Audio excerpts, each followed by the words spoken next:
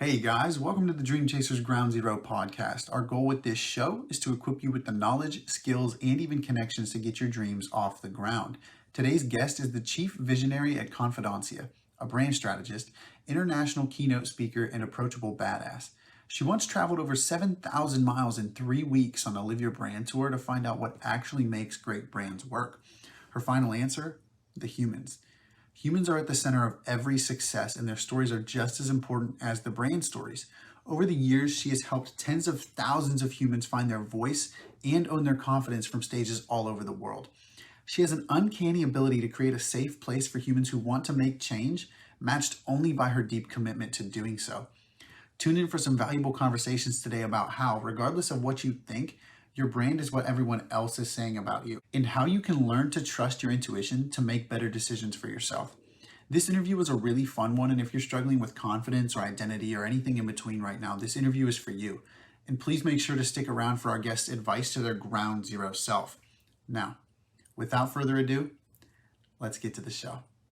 What's up, everybody? Welcome back to another episode of Dream Chasers Ground Zero. Today we have with us Melanie Spring. Melanie, would you mind sharing with us just a little bit about who you are and what you do? And then we'll follow that up with the story of your personal ground zero moment.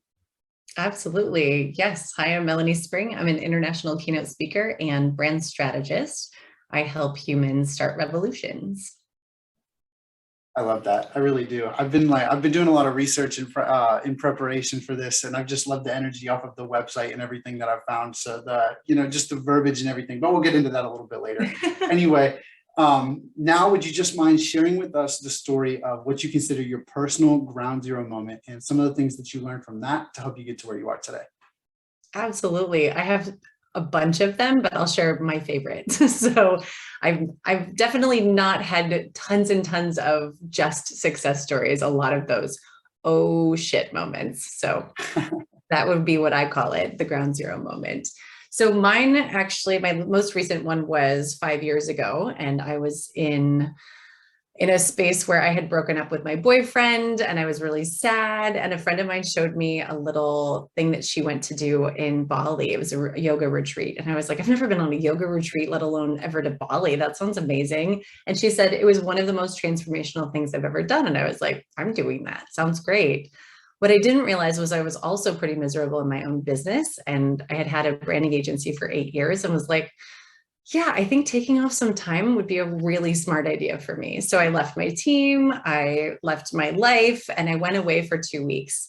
And while I was gone, I realized that my team hadn't been doing anything while I was gone. And I started finding more about myself. So I had to do a whole bunch of work while I was in Bali, which was not the plan. It was not at all the plan.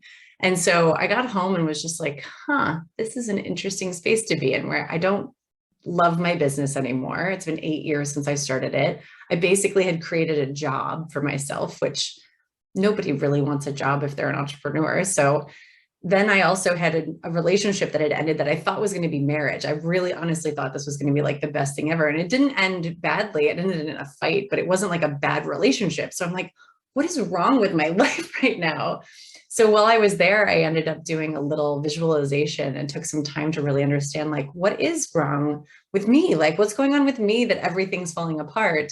And by the time I got home, I started really manifesting the life I wanted. I shut down my branding agency, started being a full-time speaker. I met a guy a couple months later, and we're now married almost 3 years now. And so everything that I had planned 5 years in the future happened within the next 8 months. And so that was a huge moment for me to hit rock bottom and just go, what the heck am I going to do? And get out of my own comfort zone, find a new space and start fresh. I love that. First of all, congratulations. But also, I found that just that change of environment and moments of stress can be so powerful.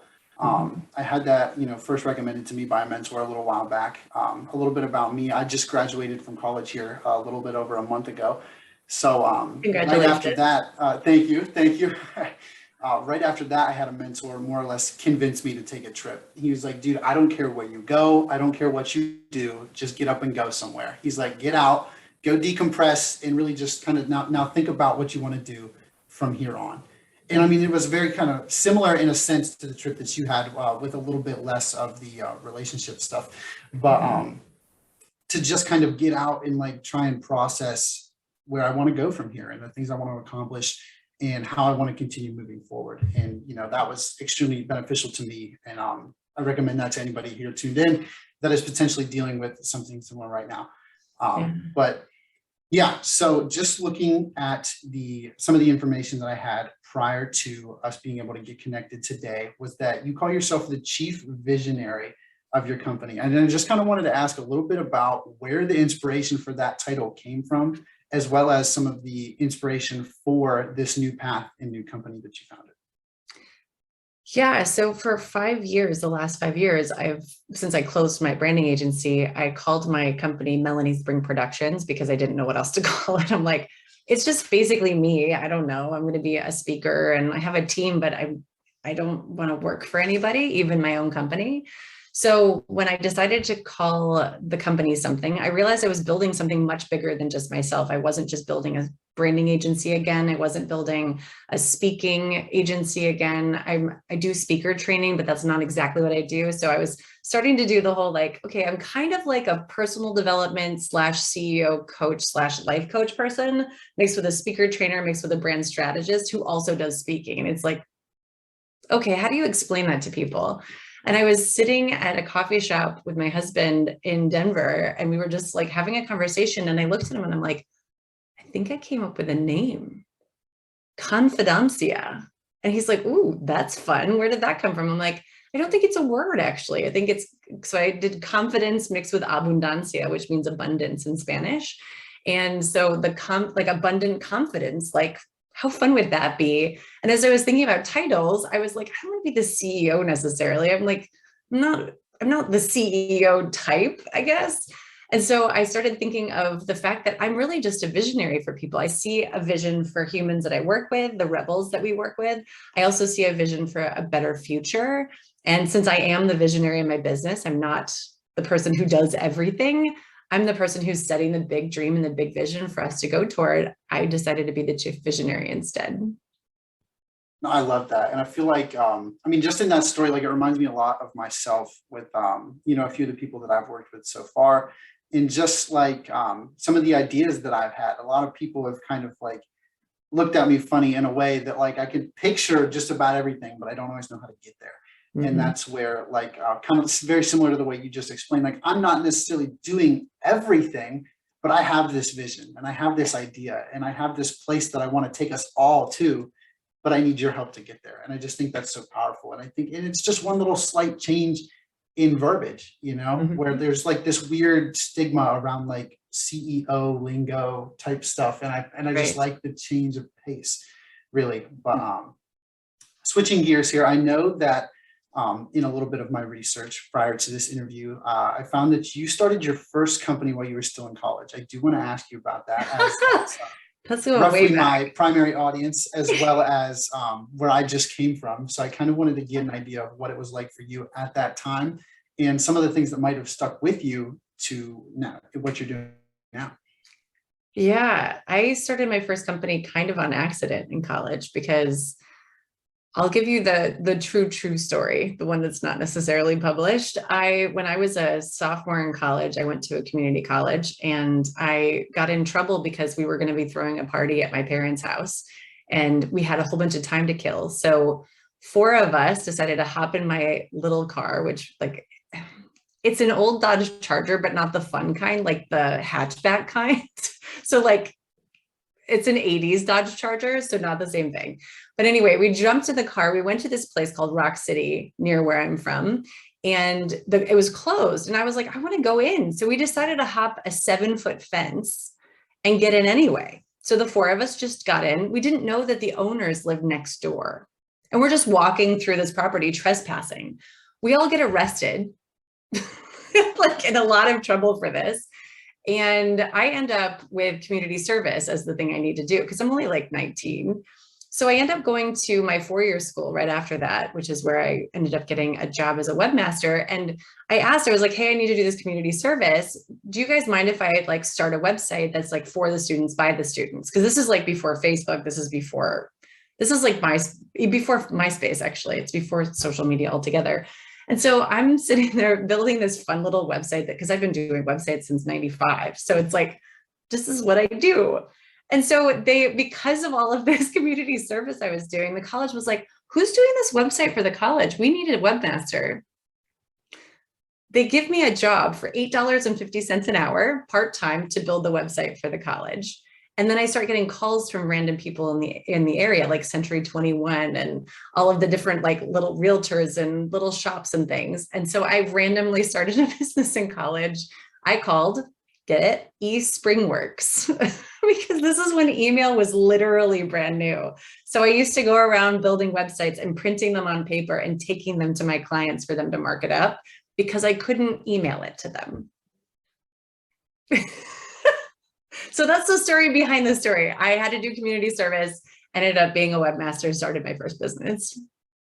I love that though. I mean, it was obviously a very different time, but at the same time, like, it's just a cool story to hear. I mean, just like, I think a lot of people, especially college age, don't really realize that, like, I mean, and I think this is a prime example that you have skills that are marketable right now and you don't even know it. Or like in this specific case, like, you were kind of ahead of the curve with a lot of those things.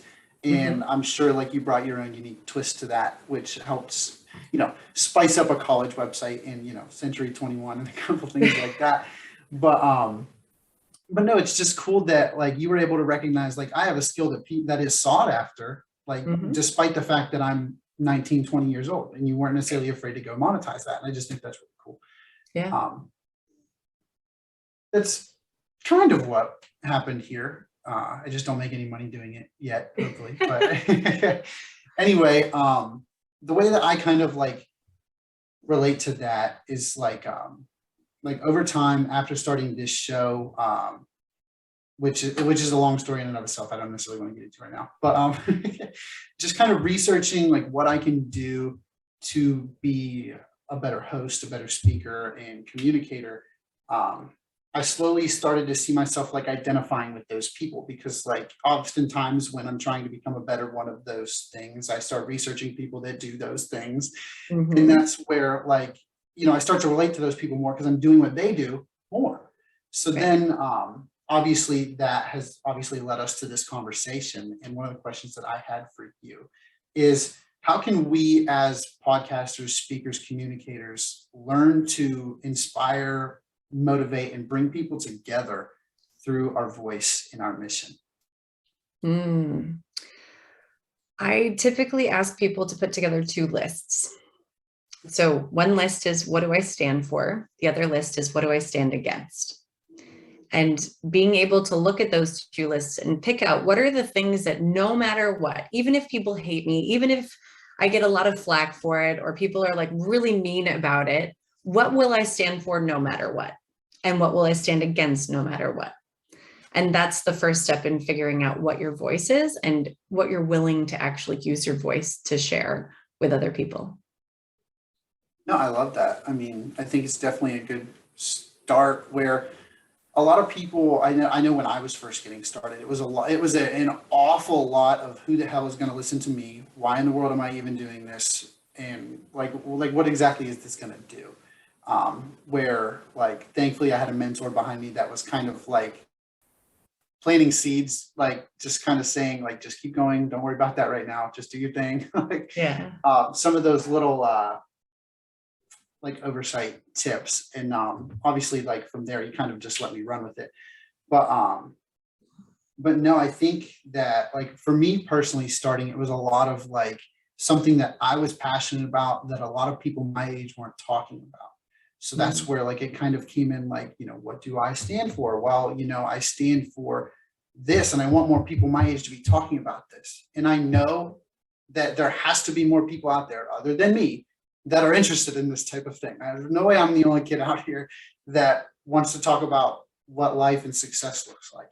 And obviously that's morphed and shaped a bunch of different times. But no, I think it's like one of those little powerful exercises that like, it seems like something so simple to the point that you overlook it when you're thinking like, okay, what do I need to do to outline this message?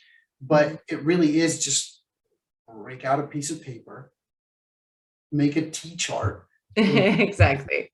Like, For, against. That's it.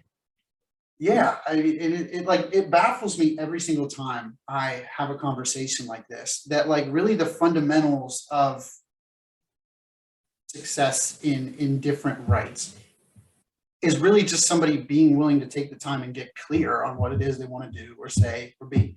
Yeah. And like, it's as simple as writing it down on a piece of paper. But nowadays, I mean, there's this like weird rebellion against delayed gratification and a lot of different things that people don't want to sit and take the time to get clear on those things. And then they try to start with no clear direction. And then they look back in 6 months and they say, well, why isn't this working? And that is if they made it 6 months. And I think that,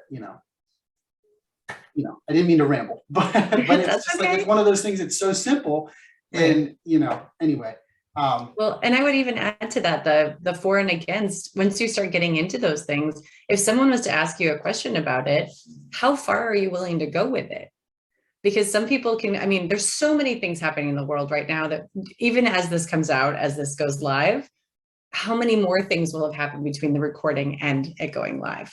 And we could say any number of things about all of them, but at the same time, all of them have the same thread. Are we willing to put our voice out there about it, and not just from I'm going to complain about it, which is what most people do. Like, oh, I'm so mad this happened. I'm like, what are you going to do about it?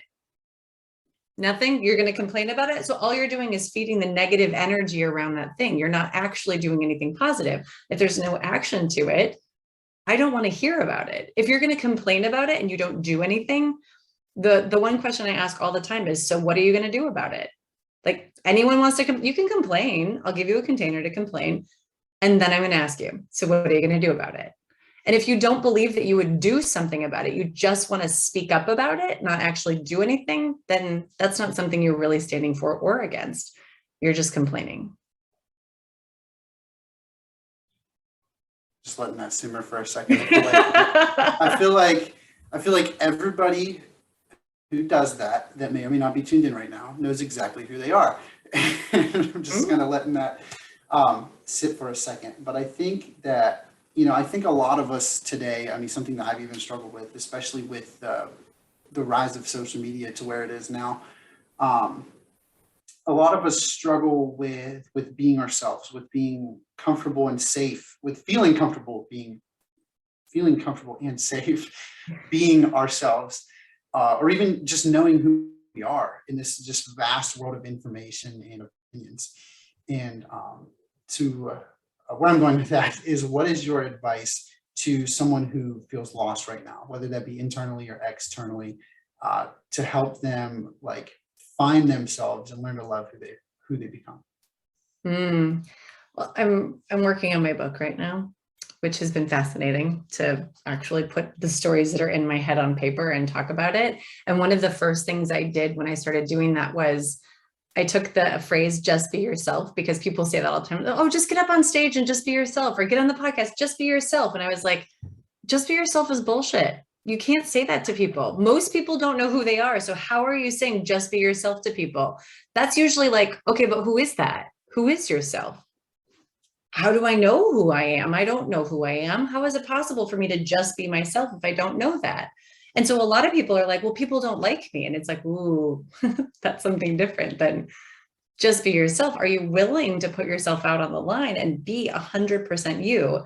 And so the first thing I usually ask people is, can you look at your work, your home life, like with your family, your time with your friends, and then out in the community? In all four of those areas, where are you not being congruent? Like, are there things that you will do at home that you would never do in public? Are there things you do at work that you would never do at home? And I'm not talking about like, oh, I wouldn't wear yoga pants to work. Okay, fine. Like, I understand that.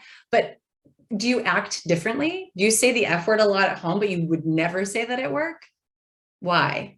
Do you say things like, are you politically one way at work versus politically one way at home? Why?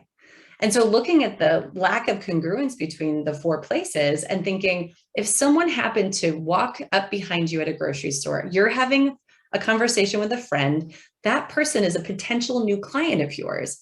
and they meet you the next day, are they seeing the same person in the grocery store while you're talking to your kids or your friend or whoever you're with as they will see in the meeting the next day? If you're not, that needs to be fixed. And so we find a lot of people who are really themselves with their friends. That's like the one place that they're like, yeah, I'm 100% myself all the time with my friends. I'm like, okay, how do we translate that to the other parts of your life? And the more you can be kind of like in the center, if you have 4 circles, you put the middle, that's you in the center. The more you're in the center of that and not one way or another, the more you will always be. And there's no just be yourself, because you just are. There's no, I have to figure out who I am. You just get to be.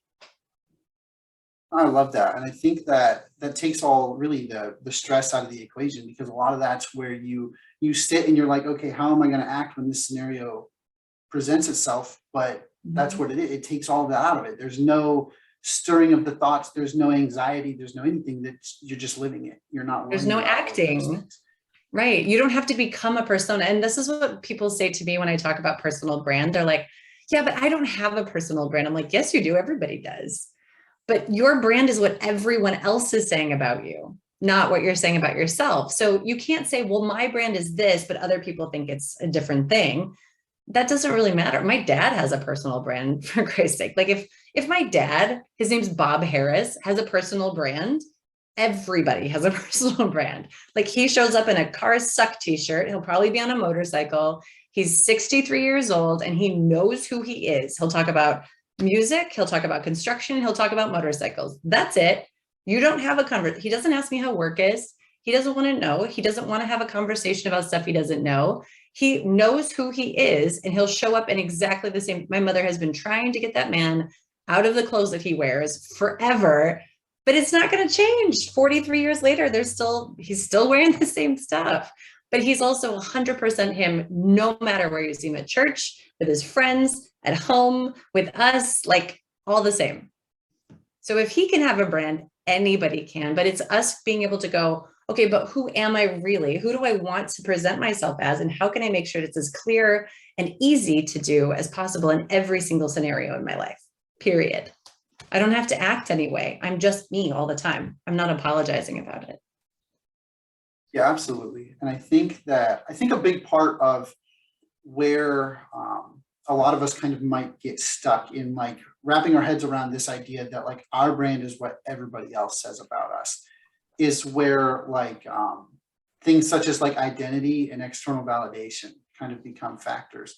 Where like one of the things I always struggle with is like identity, for example, where for my entire life prior to starting this podcasting journey, and there was a little hiatus in between of just a stress hairball, but where like I was like my entire life I identified as a basketball player, as an athlete. That's how people knew me. That's how, I talk to people. That's what I am / was. Anyway, then there was a point in time where that was essentially stripped from me, where I no longer had that title. I no longer had that group. I no longer had those things. And I had no clue who I was supposed to be, or who I wanted to be. And that was one of the most painful, stressful experiences of my entire life, because I had no clue what I was supposed to be doing, saying, any of the sort. I was just completely and utterly lost. And like, but in that, like, I learned that like with pain comes purpose, and that pain that I was going through, like looking back on it now, was necessary for me to go through to then find this path that I then wanted to go on and pursue and become. And, what I came to realize is that like throughout your life, you're going to take the role of a bunch of different identities. And I have heard this from multiple other people as well. Obviously, I'm not exactly that far into it, but anyway, who you are today is not who you're going to be 10 years from now, or 1 year from now, or maybe even 6 months from now. Right. And some identities in your life are actually just going to turn out to be chapters of your life. And you're going through that thing at the time to learn a specific thing to become who it is that you're meant to be.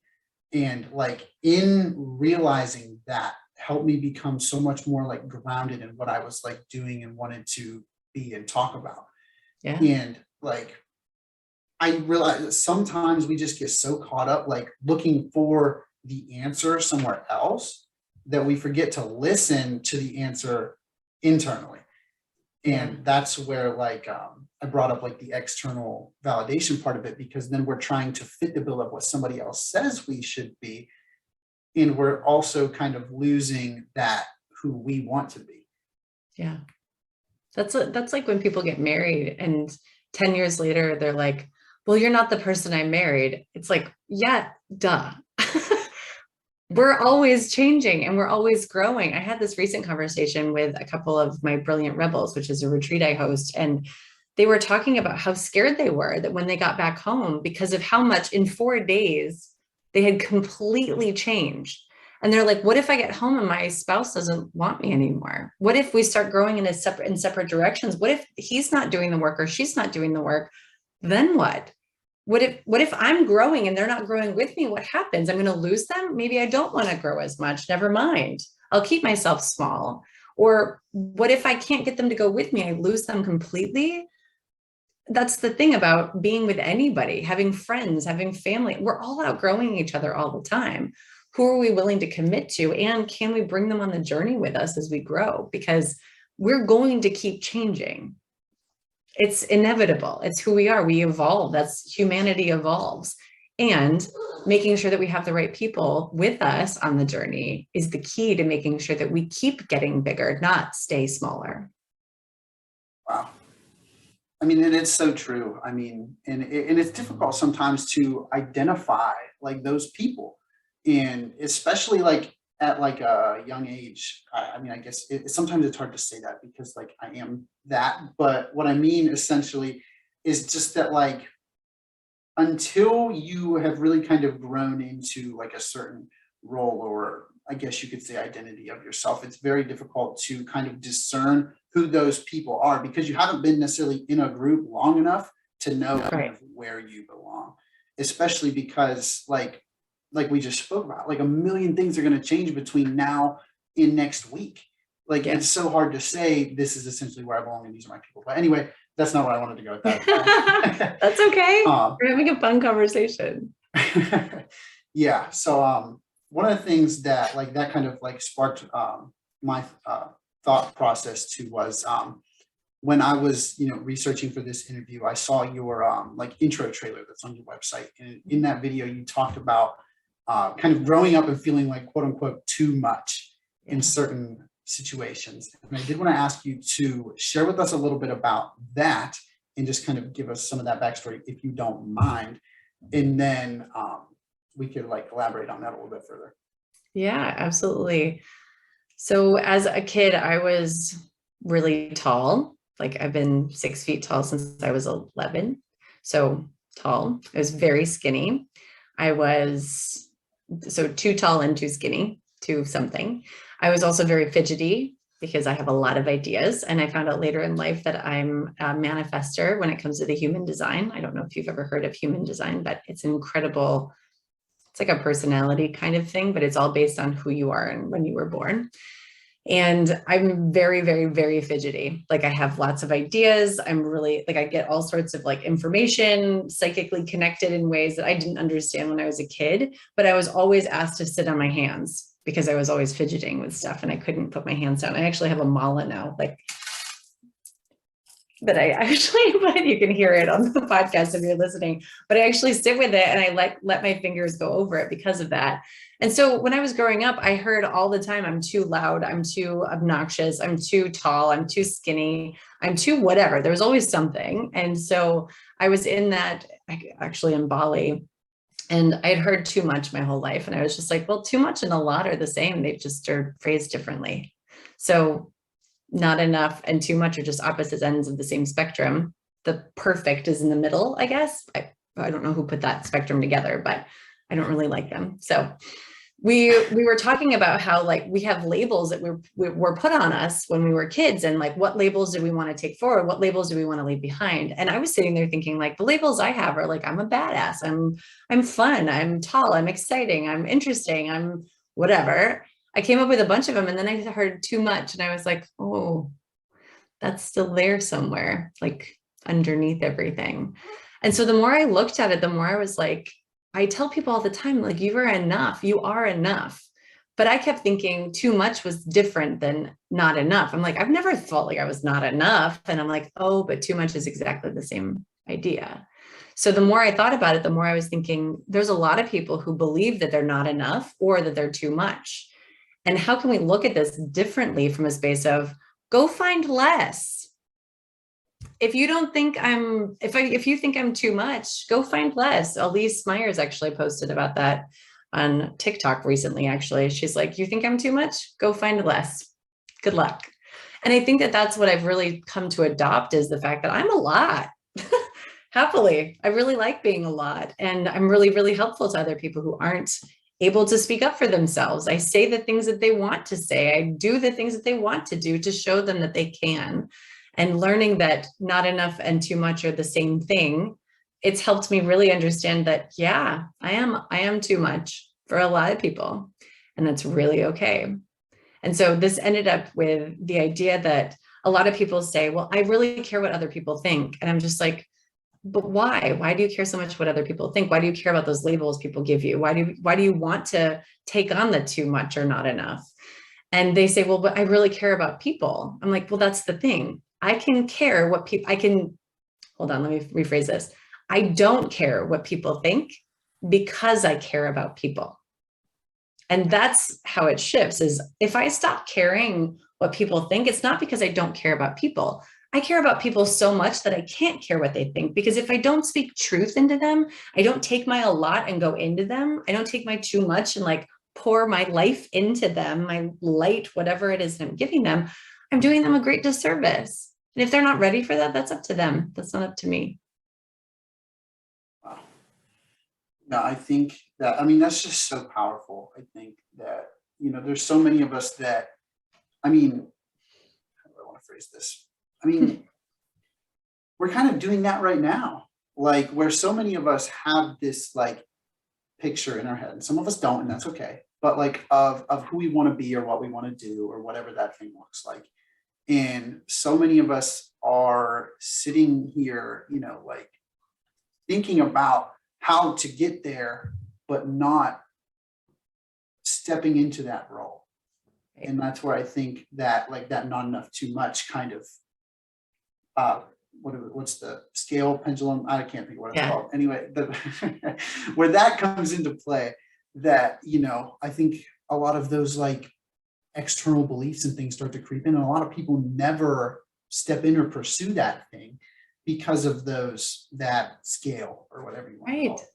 Yeah. I mean, and like in your scenario, like you grew up feeling like quote unquote too much because people tried to compartmentalize your dreams and made you feel miserable because your calling didn't fit in with their vision of what you should be doing. Right. And like, I think so many of us get caught up in that fact because we don't like, I love the point that you made that like, you don't care because you care. And I know that sounds confusing, but it's because like you care too much. Right. To not give my gift to them. Mm-hmm. Exactly.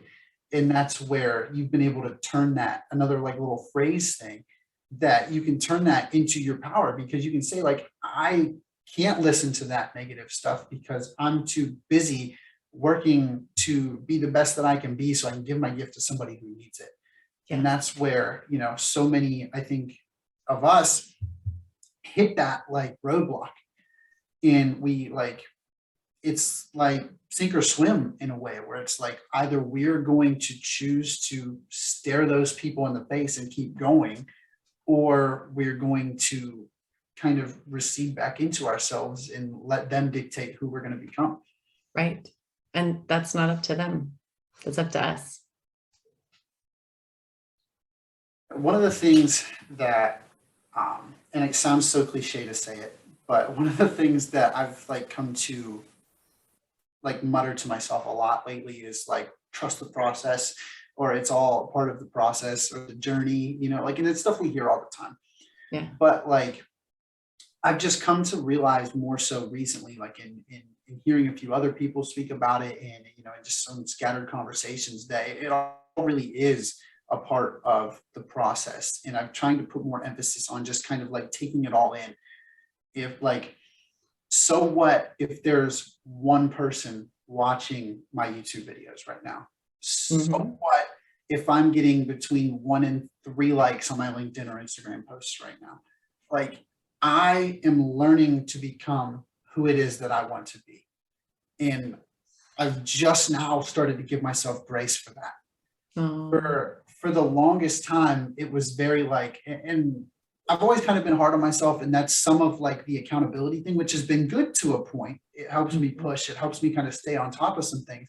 But at the same time, like when it becomes an emotional game, too high of a standard will pull you down. And what I'm more or less trying to say is like, so what if that's where you are right now? Don't let that discourage you.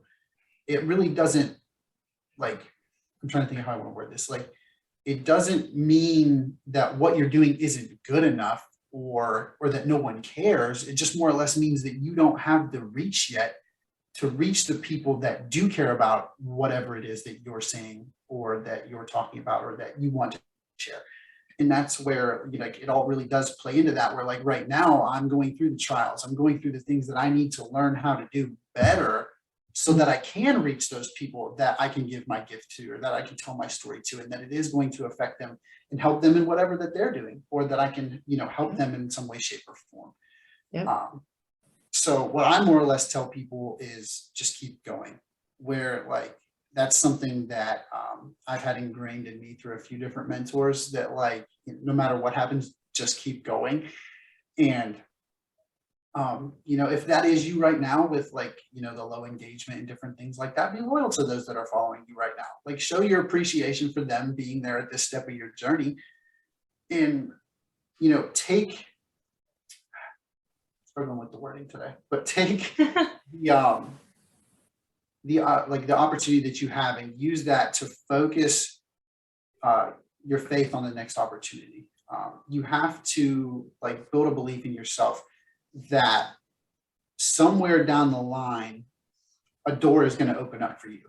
And that door may not even exist yet, but you have to believe that it's there and keep walking towards it anyway. And that's where like, that has kind of been like stirring in the back of my mind lately, just that like, bouncing back on the conversation we just had, like, it's not the belief in others that will derail you from like your journey. It's the belief in yourself that will derail you from your journey. And like, that has just been like such a mind-blowing thing lately, where I'm like really starting to like settle in, like, it's okay where you are. Yeah. And like, and it's difficult because like a lot of us, like, I touched on like delayed gratification earlier, where like a lot of us are in a hurry, and and they're like, there's things that I want to do and experience. I'm like, that's okay. But at the same time, like, I have to grow into this. It doesn't just happen overnight. And like I said, I wasn't really giving myself enough grace for those things. And I didn't necessarily understand that like, just because you don't know what you're doing or where you're going right now doesn't mean that you're headed in the wrong direction per se. Right. And I'll give you a little bit of a caveat on that. If I could go back to my recently graduated from college self and tell myself anything, it's that there is no wrong or bad, which is really still hard for me at 40, almost 2 to believe, almost 20 years later, more than 20 years later. There also is no wrong path for me. And it doesn't have to be hard. So having a mentor tell you to keep going, there is one way of thinking about it, which is just keep going. The other side of that same coin, which is, it's not different. It's not the opposite. It's not like, oh, the opposite of this is different. It's the opposite of the other side of the coin is really, how can you make it easy on yourself with grace, with tenderness, which I actually have a tattoo on the outside of my arm that says live grace, specifically for this reason. It's to be able to really settle into a space of, I know who I am, and I don't have to know exactly where I'm going, but I do see a path ahead, and I will keep moving myself forward toward that vision that I have. And I don't have to make it hard. As soon as it becomes hard, I have to stop. And I have to sit and I have to be, and I have to be in myself for a moment to tap back into what's the real answer, what's really behind this. Because like I said, there's no wrong path, there's no wrong way to go. And the more we can sit with ourselves, the more we can handle anything, because we're the hardest on ourselves. Like you said earlier, we're the hardest on ourselves. We're the ones who say the shittiest things in our heads to ourselves. Like, we're the ones that are like, if we said the stuff in our heads to our best friends, they would smack us for saying it to them, like smack us. But if we get a chance to really settle into like, okay, I'm being hard on myself, I'm having a really hard time, this journey feels really hard. What if I just take a step back instead of just keep going? What if I take a step back and I settle into just keep being for now and see what comes up? Because we have the answers inside of us. And if I could go 20 years back, which I graduated from college 20 years ago this year, which made me feel really old. I was like, okay, great. But I would go back 20 years and say, stop doing so much and just be. And the more I settled into just being, the more people showed up to go, what are you doing? What's going on? Tell me more. I want to hear, because there seems to be like an energy about this being thing that you're doing, which is so different than the rest of the world, where it's like, get up and go, hurry, hurry, hustle, hustle, keep going, keep going. I think just keep being might be a little more in line with what I would recommend. Absolutely. I love that. I think that, so many of us, especially like at this point in our lives, like we're really just stepping into our first professional role, or our like the very beginning of our professional lives. And for the first time, like we're dealing with some like culture shock right now. We're dealing with being on our own for the first time in some cases, paying our first bills, doing some different things that we've never done before. Yeah. And, realizing that there isn't anybody here to take care of us anymore. And, we have to realize, like, how do I take care of myself? Like, what do I need if it's not going to be provided for me from somewhere else anymore? And I think that, like you just mentioned, like we are the hardest on ourselves, and being able to allow yourself to just be and listen to yourself, like I'm trying to think how I want to word that, like listening to your body, to yourself, tell you, what you need from you is like such a powerful thing, so that not only can you show up for yourself, but so you can show up for other people. Yeah, 100%. Yeah. I agree. Anyway, Amen. No, I love that. I love when the guests agree, because it actually makes me sound like I said something smart. So you'll have to listen to that one again. It was good. Oh, thank you. Anyway, in kind of closing this up, I know you have a probably busy day.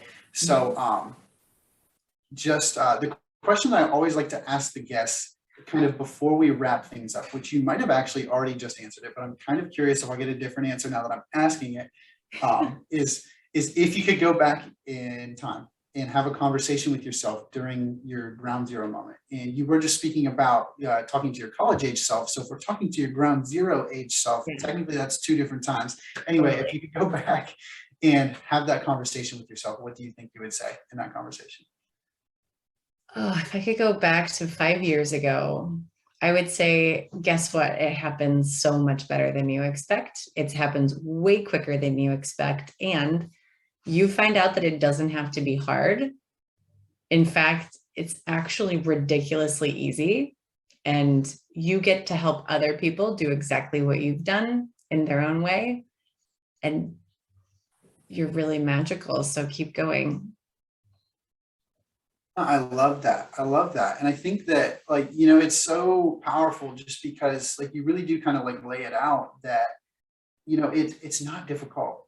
You're just making it difficult because you're overthinking it, because you're bringing in all this outside stuff and preventing yourself from being who it is and what it is that you want to be and become. And because you're getting filters from everyone else about it too. For 20 years, I can tell you, I would ask everyone else, like when I was making a basic decision, I would be like, what do you think about it? What do you think about it? What do you think about it? But then I would like get married and move across the United States without telling anybody. Like I would make huge decisions. I jumped out of an airplane. I didn't tell anyone until after I was done. But little decisions like so what do you think I should do about this in my business? Like, should I hire this person? What do you think about them? I can trust my own intuition. I know who I am. I know what I need. And I know that my intuition is always on point. The problem is I never knew that I had intuition to really tell me anything. And as soon as I tapped into that, it was like fireworks every time. I'm always making the right decision, no matter what, even if it's like the hardest or the weirdest or the like, what the heck were you thinking? I'm always making the right decision. Yeah, and I mean, like, it's always going to feel like the right decision because you're making the right decision to you. Right, You're exactly. not making a decision that somebody else said you should do and then coming back and saying, well, I made that decision, but it doesn't feel right because I don't necessarily agree with it, but they said I should. Right, exactly. Don't let people shit on you. Perfectly worded. Perfectly worded. Mm-hmm.